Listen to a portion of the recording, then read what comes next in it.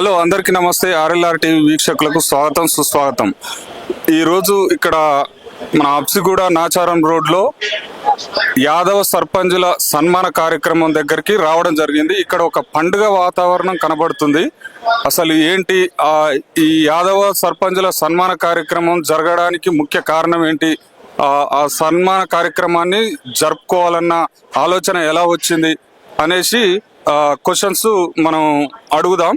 మనకి ఇక్కడ అన్న ఉన్నాడు, ఆ అన్ననే అడిగి ఈ కార్యక్రమానికి సంబంధించిన అంశాలను మనం ఇంకా క్లియర్ గా తెలుసుకుందాం. హలో, నమస్తే అన్న. నమస్తే అన్న. ముందుగా మీ ఆర్ఎల్ఆర్ టీవీ ప్రేక్షకులందరికీ హృదయపూర్వక నమస్కారాలు. అదేవిధంగా ఇక్కడ ఈరోజు నాచారం ఏఎన్ఆర్ గార్డెన్లో యాదవ్ గెలిచిన సర్పంచ్లకు సన్మానం ఏర్పాటు చేయడం జరిగింది. ఎందుకంటే ఈ రాష్ట్రంలో బీసీ సామాజిక వర్గంలో తెలంగాణలో అత్యధిక మెజార్టీ కలిగిన మా యాదవులు ఈరోజు గ్రామ స్థాయిలో వారిపై ప్రజలు పెట్టిన నమ్మకాన్ని వాళ్ళు కూడా నిలబెట్టుకోవాలి. అదేవిధంగా మా యాదవ్ జాతి బిడ్డలుగా వారిని మేము గౌరవించుకునే బాధ్యత యాదవ్ సంఘాలకు కానీ, అదేవిధంగా ఇక్కడ యాదవ్ విజన్ టీవీ వారు ఈ అన్ని సంఘాలని అన్ని పార్టీల నాయకులను పిలిచి వారిని సత్కరించుకోవాలని చెప్పేసి ఒక నిర్ణయం రావడం జరిగింది. వాస్తవంగా సంఘాలలో అన్ని సంఘాలు ఏ సంఘానికి ఆ సంఘం కూడా యాదవులు ఈ సన్మానం ఏర్పాటు చేయాలనుకున్నారు. కానీ ఈ యాదవ్ విజన్ ఛానల్ వారి నుంచి ఏమైపోయిందంటే, అరే అన్న అందరు ముందుకు ఒక ఛానల్ ద్వారా అన్ని సంఘాలు ఇక్కడ మీ ద్వారానే చేపిద్దామనే ఉద్దేశంతో ఆ యాదవులందరూ ఒక్క తాటిపై తెచ్చే ఉద్దేశంతో ఈ కార్యక్రమం చేయడం జరిగింది. ముఖ్యంగా యాదవులలో ఏంటంటే వివిధ రకాలుగా వెనుకబడి ఉన్నారు, ఎన్నో రకాలుగా అణచివేయబడుతున్నారు. యాదవ్ మీద ఎన్నో దాడులు, కుట్రలు, దురాఘాతాలు జరుగుతున్నాయి.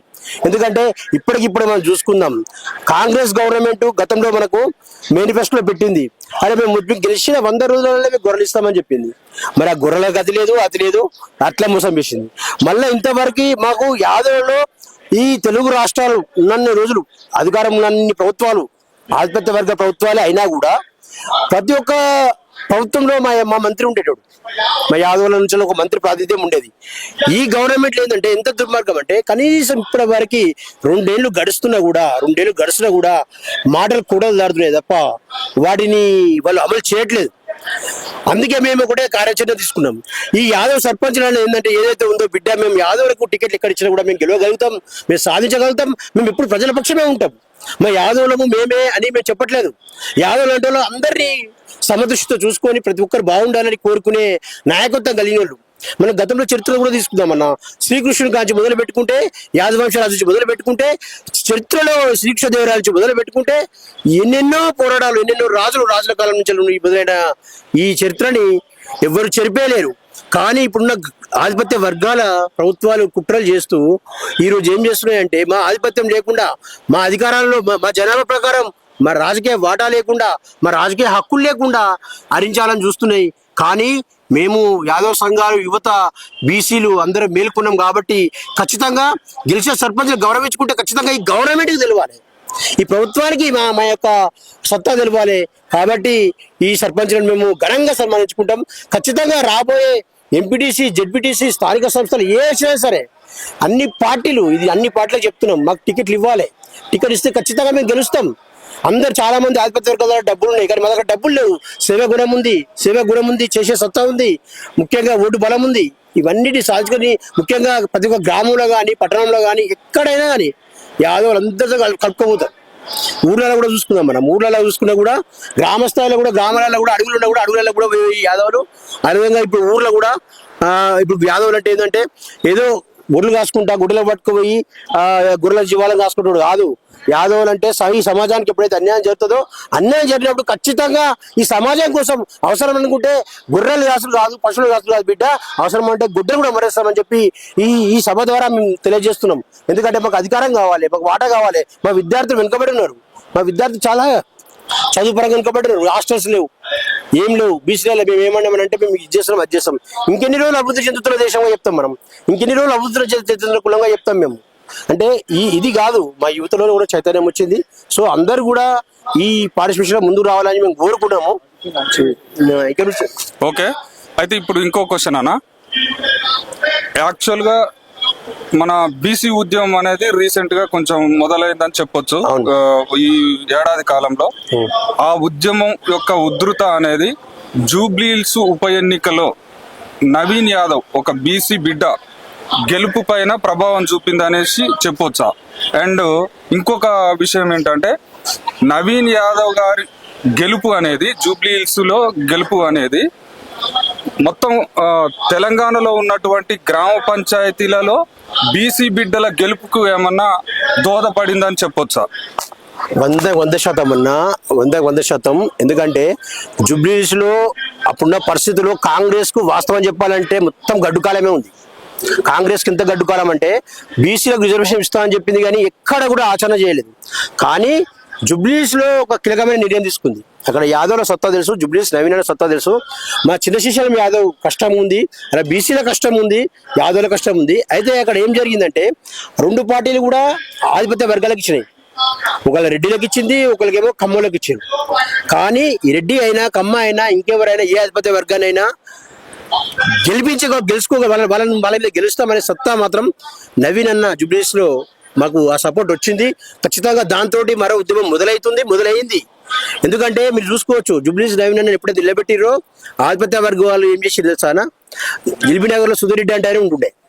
ఆయన ఏం చేసిండు, అప్పుడు అక్కస్తోటి చిన్న శ్రీశైలం యాదవ్ ఎప్పుడైతే ఎదుగుతాడో ఎక్కడ ఎదిగా ఏకై మేకైతాడో అని అక్కస్తోటి అప్పుడున్న ప్రభుత్వాలు కుట్రలు కేసులు పెట్టినాయి. ఇక్కడ కూడా చిన్న శ్రీశైలం అన్న ప్రత్యక్షంగా ఇక్కడ కూడా ఎవరిని ఏం చేయలేదు. అనవసర విషయాలలో అనవసర కేసులు పెట్టి ఇరికిచ్చే ప్రయత్నం చేసి చిన్న శిష్యుల మీద ఉన్నాయి. సరే, అవి ఇక్కడ కూడా నిరుపర కాలేదు. అయితే నవీన్ అన్న చదువుకున్న వ్యక్తి, చదువుకొని మంచి ఎడ్యుకేషన్ పర్సన్ కలిగిన వ్యక్తి, అలాంటి వ్యక్తిని కూడా గుండాల రౌడీలా చిత్రీకరించే ప్రయత్నం చేసిరు. ఈ విషయంలో బీసీలు తెలంగాణలో ఉన్న మా యాదవులు కాదు, తెలంగాణలో ఉన్న బీసీలు అందరూ కూడా ఒక తరపే వచ్చారట. అరే ఇన్ని కుట్రలు చేస్తారా ఆధిపత్య వర్గాలే, అరే ఇంత దారుణం ఉంటుందా, మరి ఈ చైతన్యం రావాలి కదా బీసీలు అని చెప్పేసి అక్కడ కమ్మరి కుమ్మరి ముదిరాజు యాదవ్సు ఎస్సీ ఎస్టీ మైనార్టీ అందరూ ఒక్క తాటిపై వచ్చి ఎన్ని కుట్రలు చేసినా కూడా మా బీసీ బిడ్డను గెలిపించుకుంటామని చెప్పేసి ఈ తెలంగాణ రాష్ట్రంలో బీసీలు గెలవగలుగుతారు, ఈ తెలంగాణ రాష్ట్రంలో బీసీలు అధికారంలో రావాలి, ఈ తెలంగాణ రాష్ట్రంలో రాబోయేది 2028-29లో బీసీ ముఖ్యమంత్రి అని చెప్పేసి ఒక ధైర్యాన్ని ఇచ్చింది జూబ్లీహిల్స్ ఎన్నిక. ఎక్కువ పార్టీ కాదు, అన్ని పార్టీలకు కూడా గుణపాఠం చెప్పింది. అదేవిధంగా దీన్ని ఆసరా చేసుకుని కాంగ్రెస్ గవర్నమెంట్ రేవంత్ రెడ్డి గెలిపించిన విధంగా చెప్పుకుంటుండు. టికెట్ ఇచ్చేంతవంతా మేము ఏ పార్టీ అయినా మేము సపోర్ట్ చేస్తాం, రేవంత్ రెడ్డి కేసీఆర్ ఇంకెవరైనా కాదు. కానీ ఏ పార్టీ అయినా సరే బీసీలకు మా యాదవులకు ఖచ్చితంగా ప్రాధాన్యత ఇవ్వాలి, ఈ విషయం గుర్తుపెట్టుకోవాలి. మీరు మొన్న చూసిరన్నా, మీకు చెప్పడం మర్చిపోయాను నేను. మొన్న ఇప్పుడు ఈ సర్పంచులకు సన్మానం చేసుకుంటున్నాం. ఈ సర్పంచ్ సన్మానంలో కూడా ఆధిపత్య వర్గాల వారు మొన్న నల్గొండ జిల్లా ఎల్లమ్మగూడెంలో ఒక అభ్యర్థి నామినేషన్ వేస్తే వాళ్ళు మహిళ చదువుకున్న ఉన్నతమైన వ్యక్తి, పేదింటి బిడ్డ నామినేషన్ వేస్తే అక్కడ ఉన్న ఆధిపత్య వర్గాలు వెంకటరెడ్డి మనిషి అంట, అక్కడ ఆధిపత్య వర్గాల వ్యక్తి ఒక ఆధిపత్య వర్గమైన ఈ రెడ్డిల ప్రభుత్వం ఉంది కాబట్టి, అయితే ఆయన ఏం చేసిండు, ఆ వ్యక్తిని నామినేషన్ వెయ్యకుండా ఆ సర్పంచ్ అభ్యర్థి యొక్క యాగిరి యాదవ్ని కిడ్నాప్ చేసి ఈ హైదరాబాద్ ఫామ్ హౌస్ చుట్టూ దింపిరన్నా. అంటే బీసీల మీద జరుగుతున్న దాడులు చెప్తున్నా, ఈ సమాజం గమనించాలి. అంటే మీరు రాజకీయంగా వస్తున్నామంటే మీద కుట్రలు జరుగుతున్నాయి. అంటే ఈ చుట్టూ తింపుతూ కాళ్ళ మీద ఎక్కడ పడితే అక్కడ అడ్డంలో కుట్టిరన్న, కుట్టి చిత్రాంశాలు పెట్టారు. అంటే వీళ్ళ కుట్రలు మీద జరుగుతున్నాయి. దీన్ని మేము అదురుగా అక్కడ మేము గెలవకపోవచ్చు కావచ్చు, కానీ తెలంగాణ రాష్ట్రంలో మీరు చేసిన దుర్గాతం ఏదైతే ఉందో దాని ద్వారా మేము తెలియజెప్పినాం. అరే బిడ్డ, గుళ్ళ కుర్మలు యాదవులు అంటే గుడ్డలు పట్టుకొని గుర్రెలు పడేసుకుంటా అడ్ల చుట్టూ తిరుగులు కాదు బిడ్డ. ఈ సమాజానికి అన్యాయం జరిగినప్పుడు ఎక్కడైతే ఉందో నిజంగా చెప్తున్నాం, గుడ్డలు మరేసి కొడతారు, ఆ సమాజంలో ఈ రోజు వస్తా అని చెప్పేసి మేము ఆ రోజు గుర్తు చేసినాం. ఈ మాట తెలంగాణ రాష్ట్రంలో బీసీలలో మా యాదవులలో ఎంతో చైతన్యం తెచ్చింది. అవునా? అంటే మేము మమ్మల్ని ఎప్పుడు గట్లే చూస్తారా? ఇక అంటే మేము ఒకప్పుడు రాజ్యాలు వెళ్ళాము. అసలు గతంలో చదువుకు ఎప్పుడైతే విద్యకు దూరమైనామో మనం రాజ్యానికి దూరం అయిపోయినాం. ఇప్పుడు మా వాళ్ళు చదువుకున్న వాళ్ళు ఉన్నారు, తెలివిపరులు ఉన్నారు, విద్యావంతులు ఉన్నారు, మేధావులు ఉన్నారు, పోలీస్ ఆఫీసర్లు ఉన్నారు, ఇంకా కూడా వస్తారు. వచ్చి ఖచ్చితంగా మేము రాజ్యంలో మా వాటా మేము కావాలని ఖచ్చితంగా పోరాటం చేస్తామన్నా. ఓకే, ఇంకొక విషయం అన్నా, ఇప్పుడు రేపు రాబోయే ఎన్నికలు, మరో ఎన్నిక కూడా రాబోతుంది. ఇది మున్సిపల్ ఎన్నికలు రాబోతున్నాయి తెలంగాణ రాష్ట్రంలో. ఈ మున్సిపల్ ఎన్నికల్లో కూడా ఇదే విధంగా బీసీ అభ్యర్థులు ఎట్లయితే ఎక్కువ మంది గెలిచారో, మెజారిటీ అభ్యర్థులు బీసీ అభ్యర్థులు మన సర్పంచులుగా గెలవడం జరిగింది. సేమ్ అలానే రేపు బీసీ అభ్యర్థులు కూడా మన మున్సిపల్ ఎన్నికల్లో గెలవడానికి అవకాశం ఉందా? 100% రాబోయే ఎలక్షన్లలో మున్సిపల్ ఎలక్షన్ కానీ, స్థానిక సంస్థలో ఎంపీటీసీ ఎలక్షన్ కానీ, జెడ్పీటీసీ ఎలక్షన్ కానీ, ఎంపీపీ ఎలక్షన్ కానీ రాబోయేది మొత్తం గెలవబోయేది మొత్తం బీసీలే అన్న. ఎందుకంటే అంత చైతన్యం ఈ రాష్ట్రంలో రగులుతుంది. ఇప్పుడు సంబంధం తెలంగాణ కోసం ఇప్పుడు మనం ఉద్యమం ఎందుకు చేసామన్నా? తెలంగాణ ఉద్యమం ఎందుకు చేసాం మనం? మనకు నిధులు, నీళ్లు, నియామకాలు ఎవడో ఎత్తుకోబోతుండని, మన పక్కన అన్ననో తమ్ముడో ఎత్తుకోబోతుండని మనం ఉద్యమం చేసాం. మరి గత 70-76 సంవత్సరాలుగా మాకు రావాల్సిన వాటా, రాజ్యంలో బీసీలకు రావాల్సిన వాటా, ముఖ్యంగా మా వాటా ఎత్తుకుపోతున్నాడు ఎవడన్నా? మరి వీళ్ళు ఎత్తుకుపోతున్నారు కదా, వీళ్ళకి తెలియదా? మరి ఆ ఉద్యమము మీరు గద్దెనెక్కనికి మేము చేసి మా ప్రాణాలు బలిదానాలు తీసుకున్నారు. ఇప్పుడు మీ బలిదానాలతోడైనా సరే కానీ మేము బీసీలకు రాజ్యాధికారికి కూర్చోం. సో ఖచ్చితంగా నేను ప్రతి ఒక్క బీసీ బిడ్డని చెప్తున్నాను. బీసీలు, ఎస్సీలు, ఎస్టీ, మైనార్టీలు ఈ రాష్ట్రంలో 90% ఉన్నారు. ఈ 90% వాటా మాది. ఇవాళ మా హక్కులు మీరు హరించుకుంటా, మా హక్కులను మీరు దుబ్బి తినుకుంటా, ఇలా మమ్మల్ని సోమర్పితం చేయడానికి, లంగాలు చూపించడానికి మీరు పైసలు విదచల్లుతూ ఆస్తులు మీ దగ్గర పెట్టుకొని మమ్మల్ని ఇది చేస్తారు. కాబట్టి ఇప్పుడు ఆ ఆటలు సాగవు. ఖచ్చితంగా బీసీలో చైతన్యం వచ్చింది. ఎందుకంటే మేము ఇప్పటికి ఇదే పని చేసుకునే పోవాలా?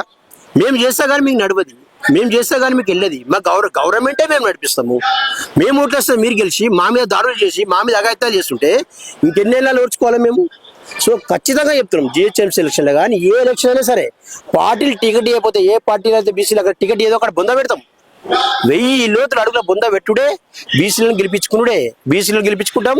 అదేవిధంగా ఈ రాష్ట్రంలో 20% ఉన్న యాదవులను గెలిపించుకుంటాం. ఈ రాష్ట్రంలో ఎక్కువ శాతం ఉన్న ముదిరాజులను గెలిపించుకుంటాం. ఈ రాష్ట్రంలో ఎక్కువ శాతం ఉన్న గౌడ్స్ని గెలిపించుకుంటాం.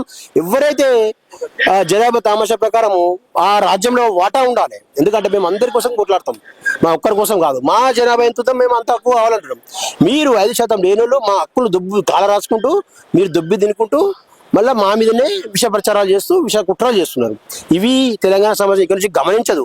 అందుకే ఇప్పుడు జరుగుతున్న ఉద్యమం, తెలంగాణ ఉద్యమం తర్వాత అంత పెద్ద ఎత్తున జరుగుతున్న ఉద్యమమే ఇప్పుడు బీసీ ఉద్యమం. ఈ బీసీ ఉద్యమంలో మా యాదవులు అన్ని కులాలు కీలకంగా పని చేస్తున్నాం. ఓకే, ఇంకొక విషయం అన్న, ఇప్పుడు రేపు రాబోయే స్థానిక ఎన్నికలు అంటే ఎంపీటీసీ, జెడ్పీటీసీ ఎన్నికల్లో కూడా 42% ఇంప్లిమెంటేషన్ చేయాలనేసి ముందు యాక్చువల్గా ఎంపీటీసీ ఎన్నికలు జరగాల్సి ఉండే, అది వాయిదా పడింది. మరి రేపు నెక్స్ట్ జరగబోయే ఎన్నికల్లో ఖచ్చితంగా 42% రిజర్వేషన్ ఇంప్లిమెంటేషన్ చేసే వరకు ఎన్నికలు జరగనిస్తారా, లేకుంటే రిజర్వేషన్ లేకుండా కంటిన్యూషన్ అయ్యే ఛాన్స్ ఉందా? అయితే ఇక్కడ మాకు ఒకటే క్లారిటీ వచ్చేసింది అన్న, 42% కాంగ్రెస్ పార్టీ ఇస్తున్న మాటలు అన్ని బూటకం, దొంగ మాటలు. ఎందుకంటే మొన్నటి సర్పంచ్ ఎలక్షన్లో మనం చూసినాం, పనికిరాని జీవోలు అన్నీ ఇస్తుంది. వాస్తవానికి 42% కాదు, మాకు 56%, 60% మాకు ఇవ్వాలి రిజర్వేషన్.